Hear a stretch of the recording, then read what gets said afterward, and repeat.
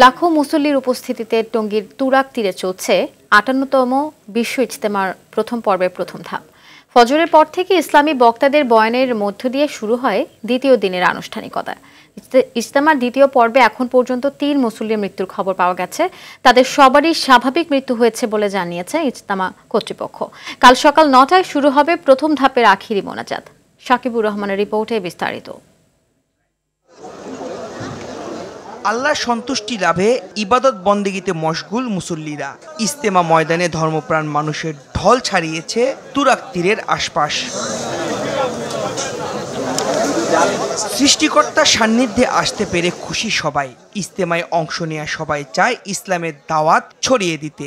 সারা বিশ্বে শান্তি প্রতিষ্ঠার প্রত্যাশাও তাদের। দিন গুমরা থেকে যারা পিছিয়ে গেছেন তাদেরকে যেন হকের দিকে যেন আনতে পারি। আমরা এখানে আসছি একমাত্র দিন শেখার জন্য।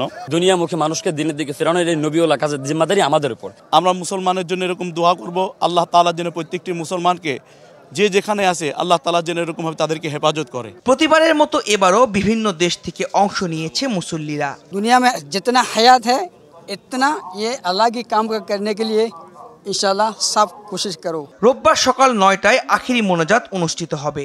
গাজীপুর মেট্রোপলিটন পুলিশ কমিশনার জানান, কিছু রাস্তায় ট্রাফিক নিয়ন্ত্রণ করা হবে মোনাজাতের সময়। আখিরি মোনাজাতের আগে আমরা ৬টা থেকে ৩০০ ফুটের মাথায়, দৌড়ব্রিজের মাথায় এবং ভুগরা মাথায়, এই যে বাকি যে ভিতরে যে অঞ্চলটুকু সেই অঞ্চলে সকল প্রকার যানবাহন আমরা বন্ধ রাখবো। মোনাজাত করে তারা যখন চলে যাবে তখন আস্তে আস্তে আমরা সবকিছু স্বাভাবিক হলে আবার যান চলাচল আমরা নির্বিঘ্ন করে দিব এবং স্বাভাবিক করে দেব। দেশবাসীকে দাওয়াত দিতে চাই, বিশ্ব ইজতেমার আখিরি মোনাজাতে আপনারা সকাল ৯টায় শরীক হবেন। ৩ ফেব্রুয়ারি থেকে শুরু হবে প্রথম পর্বের দ্বিতীয় ধাপ।